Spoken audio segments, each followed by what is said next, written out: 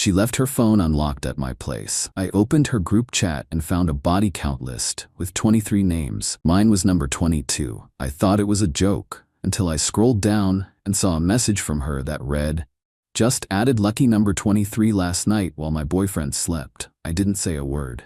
I just sent the screenshot to her dad during Sunday family lunch. Hey viewers, real quick, only 8% of you watching are subscribed, and the channel's kind of stuck right now. If you enjoy these stories, hitting that subscribe button would really help us keep going. Thanks. I'm Marcus, 31M, and this happened 3 days ago. Still trying to process what kind of person I was actually dating. Been with Grace, 26F, for about 8 months. Met her through a friend at a barbecue, seemed sweet and down to earth. Maybe a little too friendly with other guys, but I figured she was just social. Red flag number 1 I ignored. Sunday morning, Grace comes over to my place like usual. We watch some Netflix, order takeout, normal lazy Sunday stuff. Around 3 p.m. she gets a call from her sister, asking her to come help move some furniture. Emergency situation apparently. "Babe, I have to run, but I'll be back later tonight," she says, grabbing her purse and keys. "Love you." Gives me a quick kiss and rushes out. In a hurry, she leaves her phone on my coffee table. iPhone 13 with a cracked screen that she's been meaning to fix for months. I figured I'd just hold on to it until she got back. Wasn't planning to look through it or anything, but about an hour later, it starts buzzing with notifications. Text after text after text. The screen lights up and I can see message previews. "Girl, you are wild. I can't believe you actually did it. Your boyfriend has no idea, lol." That got my attention. I picked up the phone and the messages were from a group chat called Girls' Night Secrets. Just 3 people. Grace, her best friend Megan, and some girl named Jessica I'd never heard of. The phone was still unlocked from when she left. No passcode needed. I opened the chat. What I saw made my blood run cold. At the top of the conversation was a list. 23 names with dates next to them going back about 2 years. Body count list was the header. My name was number 22, dated from 8 months ago when we first hooked up. I thought it had to be some kind of joke. Maybe they were listing celebrity crushes or guys they thought were attractive. But then I scrolled down to the recent messages. Grace yesterday. 11, just added lucky number 23 last night while my boyfriend slept. Josh from the gym finally came through. Took him long enough, lol. Megan.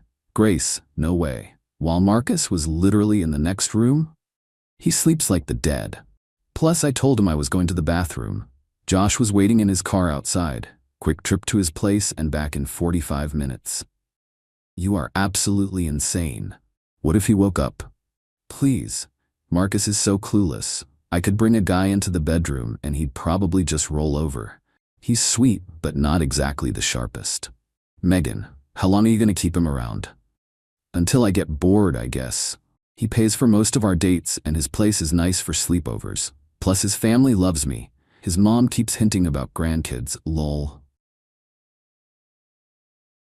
My hands were shaking reading this. Last night she'd gotten up around midnight saying she had to use the bathroom. I was half asleep so I didn't think anything of it. She was gone maybe an hour, but I figured she was just having stomach issues. She was actually hooking up with some gym rat named Josh. I kept scrolling back through the conversation. This group chat was like a detailed log of her cheating. Screenshots of Tinder matches, photos of guys she was working on, play-by-play descriptions of hookups. The worst part was how they talked about me. Marcus the ATM. My boring boyfriend, too trusting for his own good. They had inside jokes about how easy I was to manipulate. One conversation from last month really stood out. Grace, Marcus wanted to make dinner reservations for our 6-month anniversary. So cute and pathetic at the same time. Megan, are you gonna let him? Grace, obviously, free expensive dinner. Then I'll probably hook up with that bartender from Friday night afterward while Marcus is food coma sleeping. You're terrible, but I'm here for it. Living your best life. Grace, life's too short to be tied down to one guy, especially one who thinks holding hands is adventurous. The messages went on and on. Detailed accounts of her cheating, strategies for not getting caught, even photos she'd taken of herself with other guys. 23 different men over the past 2 years. My first instinct was to call her immediately and go nuclear. But something stopped me. These girls thought I was stupid and harmless. They were about to find out how wrong they were. I took screenshots of everything. The body count list, all the conversations about cheating, the messages making fun of me, saved them to my phone and email. Had to document everything before she realized her phone was missing. Then I started planning. Grace comes from this super traditional conservative family. Her dad, Robert, is this old-school military guy who still believes in honor and respect. Real church-going family that talks about values and morality all the time. She's always playing up this good girl image around them. Never swears, dresses modestly, talks about wanting to settle down and have kids someday. They think she's this innocent angel who just hasn't found the right guy yet. Sunday family lunch happens every week at her parents' house. Big production with her mom cooking for hours and the whole extended family showing up. Grace always makes me come with her to these things. Says it shows how serious we are. Perfect audience for what I had planned. But first, I needed to handle the phone situation. Around 6 p.m., Grace comes back to my place looking frantic. "Marcus, have you seen my phone anywhere? I can't find it and I'm freaking out." I'm sitting on the couch acting casual. "Yeah, it's right there on the coffee table. You left it when you rushed out earlier." She grabs it and immediately starts checking her messages. I watch her face go pale as she realizes how long it's been sitting unlocked. But she can't say anything without admitting there's something on there she doesn't want me to see. "Everything okay?" I ask innocently. "Yeah, fine. Just worried I missed something important at work." Work. Right. Because that's definitely what she was worried about. The rest of the evening she's acting weird. Jumpy, checking her phone constantly, trying to act normal but clearly stressed. I just pretend everything's fine and don't bring up anything about what I found. That night in bed she tries to initiate something, but I tell her I'm too tired. The thought of touching her after what I'd read made me sick. She seems almost relieved though, probably planning her next gym meetup. Monday and Tuesday I act completely normal.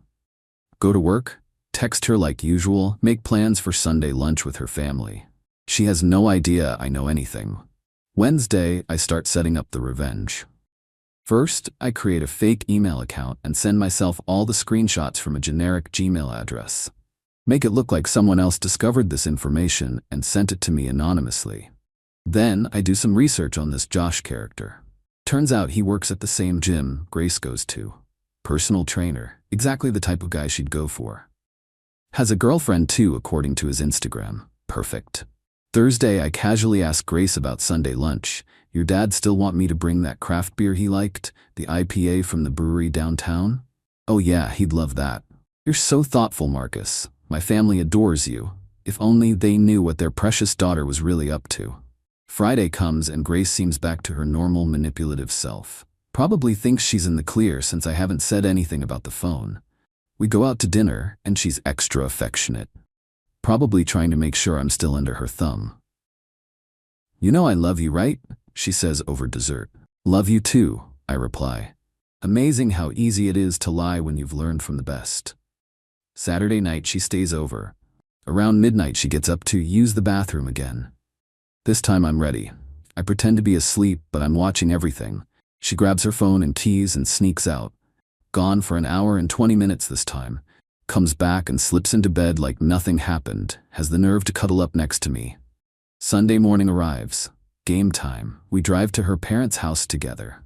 Big colonial in the suburbs with the perfect lawn and American flag flying out front. Her mom Janet answers the door with a huge hug for both of us. "Marcus, so good to see you, sweetie." Robert's in the kitchen working on his famous ribs. The whole family's there. Parents, grandparents, 2 uncles with their wives, Grace's teenage sister Emma, even the family priest Father Martinez, who always comes for Sunday lunch. Perfect audience. We're sitting around the dining room table eating when I make my move. Robert is talking about his golf game. Everyone's relaxed and happy. Grace is playing the perfect daughter role, helping her mom serve food and making small talk with the grandparents. I pull out my phone and pretend to check an email. Oh, weird, I got this strange message. Someone sent me some photos anonymously. Grace tenses up immediately, but tries to play it cool. "What kind of photos?" Robert asks. "I'm not sure," says it's about Grace. "Probably spam or something. Let me see, Robert says, reaching for my phone. I hand it over with the screenshot already pulled up. The body count list in all its glory, with Grace's name clearly visible at the top. Robert's face goes through about 5 different expressions in 3 seconds. Confusion, disbelief, recognition, then pure rage. What the hell is this? The entire table goes silent. Janet drops her fork. Even Father Martinez looks uncomfortable. Robert, what's wrong? Janet asks. Instead of answering, Robert stands up and shows the phone to Janet. Her reaction is even worse. She actually gasps and covers her mouth with her hand. Grace Marie Thompson. Robert's voice is dead calm, which somehow makes it scarier than if he was yelling. Would you like to explain this list? Grace is white as a sheet. I don't know what that is. Someone probably faked it, or... There are 23 names on this list with dates. Your name is at the top. Robert scrolls down and his face gets even redder. And there are messages here about cheating on Marcus while he was sleeping. The room explodes. Grandma Thompson actually faints and has to be helped to the couch. Uncle Mike starts swearing until Father Martinez tells him to watch his language. Emma asks what a body count is and gets shushed by 3 different adults. Janet is crying. Grace, how could you? We raised you better than this. It's not what it looks like. Grace is full panic mode now. Someone hacked my phone or stole my identity or something. Marcus, you have to believe me. I just sit there eating my potato salad like nothing's happening. Marcus, Robert turns to me. When did you get this message? About 10 minutes ago. Came from some anonymous email address. I thought it had to be fake, but I trail off and shrug. The metadata shows these screenshots were taken 3 days ago, Robert says. He's some kind of IT security guy for the military, so he knows about this stuff. These are real. Grace tries to grab the phone, but Robert pulls it away. Dad, please, you don't understand. I understand perfectly. You've been living a lie for the past 2 years, cheating on every boy who was foolish enough to trust you, laughing about it with your friends. Father Martinez clears his throat. Perhaps we should discuss this privately as a family. No, Robert says firmly. Marcus deserves to hear this, since he's apparently victim number 22 on my daughter's conquest list. The humiliation on Grace's face is beautiful. Her perfect family image completely destroyed in front of everyone she cares about. How many of these boys did you bring to church with us? Janet asks through her tears. How many times did you sit in those pews holding their hands while lying to their faces? Mom, it's not that simple. 23 men. Robert explodes. 23. Do you have any idea what this makes our family look like? What this makes you look like? Uncle Mike jumps in. Robert, calm down. You're scaring the kids. Good. Maybe Emma needs to see what happens when you throw away your values and self-respect. Emma, who's 16, looks absolutely mortified. Grace, is this real? Did you really cheat on Marcus? Emma, don't listen to them. Answer your sister, Robert demands. Grace just breaks down crying, which everyone takes as confirmation. I decide this is the perfect time to twist the knife a little deeper. Grace, I say quietly, getting everyone's attention. Is Josh from the gym on this list? Her crying stops immediately. The look of pure terror on her face tells everyone exactly what they need to know. Who's Josh? Robert asks. Someone she's been seeing behind my back. She was with him Friday night while I thought she was helping her sister move furniture. That was actually a lie. She was helping her sister Friday. But the family doesn't know that, and Grace can't correct me without admitting to all the other times. Robert looks like he's about to have a stroke. You brought men into our home? While lying to this family? Dad, I never brought anyone here. But you lied to us. Every Sunday for months you've sat at this table playing the devoted girlfriend while cheating behind Marcus's back. Janet suddenly stands up. I can't listen to any more of this. Grace, go to your room. Mom, I'm 26 years old. Then act like it. Go upstairs right now before your father says something we'll all regret. Grace looks around the table desperately. No one will make eye contact with her except me. I give her a little smile and a wave. She runs upstairs sobbing. The aftermath is awkward but satisfying. Everyone keeps apologizing to me. Father Martinez offers to counsel us through this difficult time. The grandparents keep shaking their heads and muttering about moral decay. Robert walks me outside after lunch. Marcus, I am so sorry. We had no idea she was capable of something like this. It's not your fault, Robert. I'm just glad I found out now instead of after we got married or something. Are you going to be okay? I'll be fine. Honestly, I'm more disappointed than surprised. There were signs I probably ignored.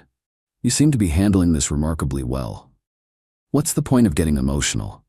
She made her choices. Now she gets to live with the consequences. Robert nods approvingly. You're a good man, Marcus. She didn't deserve you. I drive home alone, leaving Grace to deal with her family meltdown. My phone starts buzzing around 8 p.m. with frantic calls and texts from her. I don't answer any of them. Update 1. 48 hours later. The fallout has been spectacular. Thanks for all the comments and support. Really helped me process this whole mess. Grace has been calling and texting nonstop since Sunday. I've ignored every single attempt at contact. The messages have gone through all the predictable stages. Sunday night. Desperate apologies. Marcus, please answer your phone. I can explain everything. It's not what you think. Monday morning. Anger phase. You had no right to go through my phone. You violated my privacy and humiliated me in front of my family. Monday afternoon. Bargaining. I'll delete all their numbers. I'll change gyms. I'll do whatever it takes to make this right. Monday night. Back to desperation. Please just talk to me for 5 minutes. Let me explain what really happened. Tuesday. More anger. This is insane. You're destroying my life over some stupid messages that were mostly jokes anyway. I haven't responded to any of it, but other people have been very chatty. Megan called me Tuesday morning. Apparently Grace gave her my number months ago in case of emergencies. Marcus, hi, this is Megan, Grace's friend. She's really upset and asked me to call you. What can I do for you, Megan? Look, I know you're mad about the group chat thing, but you have to understand it wasn't serious. We were just goofing around. Girl talk, you know? Girl talk about her cheating on me with 23 different guys? Long pause. Okay, when you put it like that, it sounds bad, but she really does care about you. She's just young and confused. She's 26 years old. That's not young and confused, that's adult and making choices. She made mistakes, but she wants to fix things. Can't you give her another chance? Megan, I'm gonna ask you something, and I want you to be honest. How many of those 23 guys happened while she was with me? Another pause. I don't know the exact timeline. Guess.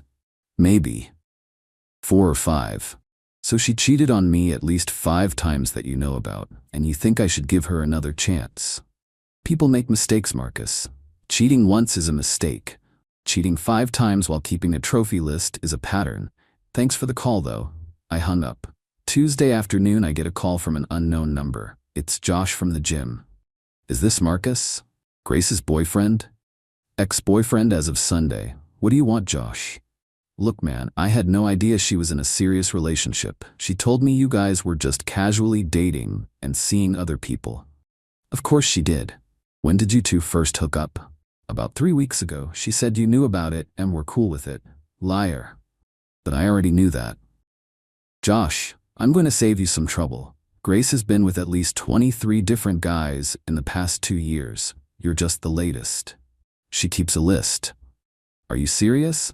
Dead serious. Check her phone if you don't believe me. Group chat called Girls' Night Secrets. Holy crap, I thought she was different.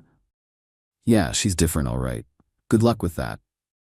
Josh texted me later saying he confronted Grace, and she admitted everything. Apparently, she tried to convince him I was lying out of jealousy. He wasn't buying it. The best part came Tuesday night. Emma, Grace's 16-year-old sister, sent me a friend request on Instagram with a message. Hi Marcus, I just wanted to say I'm really sorry about what Grace did. My parents are super upset and she's been crying in her room for 2 days. I always thought you were really nice and you didn't deserve this. I hope you find someone better. Kid's got more sense than her older sister. Meanwhile, through mutual friends, I'm hearing that Grace's reputation is completely destroyed. Word spread fast about Sunday's family lunch disaster. People at her work know. People at the gym know. Even people from our college friend group are talking about it. She tried going to the gym Tuesday morning, and Josh wouldn't even look at her. Apparently, she left crying after 10 minutes. I'm doing fine, though. Went out with some buddies Monday night and had a great time. It's amazing how much stress disappears when you're not constantly wondering what your girlfriend is really up to. Update 2. 1 week later. This week has been educational. Amazing how fast things can fall apart when the truth comes out. Grace showed up at my apartment Thursday night. I watched through the peephole as she stood outside my door for 20 minutes knocking and pleading.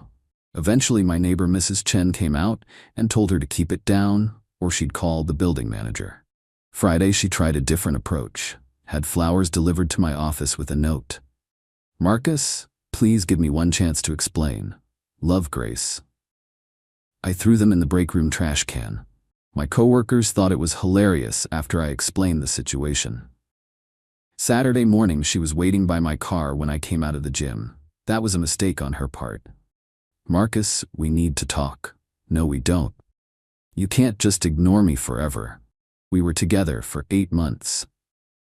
Apparently, you were with 23 other guys during those 8 months. We were never together. I was just the only one stupid enough to think we were exclusive. It wasn't like that. Most of those were before I met you. Josh wasn't before you met me. Neither were the 4 or 5 others that happened while we were dating. How do you know about the others? Your friend Megan told me. Thought it was only 4 or 5 times I got cheated on." "Really? Makes me feel better." Her face crumbled. "Marcus, please. I know I messed up, but I can change. I'll delete all their numbers. I'll quit the gym. I'll do anything. There's nothing you can do. It's over. But I love you." "No, you don't. You love what I provided. The nice dinners, the relationship status, someone to bring to family events. You never loved me." I got in my car and drove away. She was still standing there crying when I looked in my rearview mirror. The consequences keep piling up for her, though. Found out Monday that she got fired from her job at the marketing firm. Apparently, her boss heard about the situation and decided she was too much of a liability for client relationships. Her gym membership got revoked after she caused multiple scenes trying to confront Josh. Turns out, other female members complained about her aggressive behavior. The family situation is nuclear. Through Emma's Instagram stories, I can see that Grace wasn't invited to Grandma's birthday party this week. First family event she's missed in years. Robert unfriended her on Facebook, and Janet took down all the family photos that included her. Even posted a passive-aggressive quote about children who disappoint their parents. Harsh but fair. Best part happened Tuesday. I was grocery shopping when I ran into Father Martinez from her family's church. "Marcus, how are you holding up, my son?" "I'm doing well, Father. Thanks for asking. I've been praying for you during this difficult time. Such a shock for everyone." "I appreciate that. Just glad I found out when I did." "Robert tells me you handled the situation with remarkable grace. Not many young men would have stayed so calm. Getting angry wouldn't have changed anything. Better to just accept reality and move forward." "Very wise. You know, Grace hasn't been to Mass since last Sunday. I think the shame is eating at her." "Good. Maybe she'll actually learn something from this. I hope she finds her way back to the right path eventually." "As do I. But between you and me, her parents are considering asking her to move out. They're worried about the influence on Emma." Couldn't happen to a nicer person. Final update, 6 weeks later. Time to wrap this up. It's been about a month and a half since I discovered Grace's body count list and nuked her life from orbit. The aftermath has been everything I hoped for and more. Grace did get kicked out of her parents' house. Emma posted about it on social media. Apparently there was a huge fight when Grace brought some random guy home at 2 a.m. last week. Robert lost it and told her to pack her stuff. She's now living with Jessica, the girl from the group chat. According to mutual friends, it's not going well. Grace expected Jessica to cover most of the rent since she's unemployed. Jessica expected Grace to pull her own weight. Lots of drama. The job search isn't going well either. Turns out when your former boss tells people you have character issues and poor judgment, finding new employment gets difficult. She tried to get a job at 3 different gyms in the area. Word had spread and none of them wanted the drama. Last I heard, she was working part-time at a coffee shop, 40 minutes away, where nobody knows her history. The social consequences have been brutal too. Our entire friend group dropped her after the story got out. Nobody wants to be associated with someone who keeps trophy lists of their conquests. Even Megan distanced herself. Apparently, keeping detailed records of cheating was too much even for her enabling tendencies. 2 weeks ago, Grace tried one final desperate move. She showed up at my office building at 5 p.m. when I was leaving work. "Marcus, I've been thinking about everything and I realize now how wrong I was. I want to make real changes." "Good for you. I mean it. I've been going to therapy, trying to figure out why I did those things. Hope that works out. Can we maybe get coffee sometime, just to talk?" "No. Please, I'm not asking to get back together. I just want closure." "You got your closure. It was in that group chat where you called me boring and clueless." "I didn't mean any of that. I was just trying to look cool in front of my friends." "By bragging about cheating on me? That's what you thought would make you look cool?" She didn't have an answer for that. "Grace, I'm gonna give you some free advice. Stop trying to fix this with me and focus on fixing yourself. What you did wasn't just cheating. It was calculated, ongoing deception while mocking the person you were deceiving. That's not a mistake.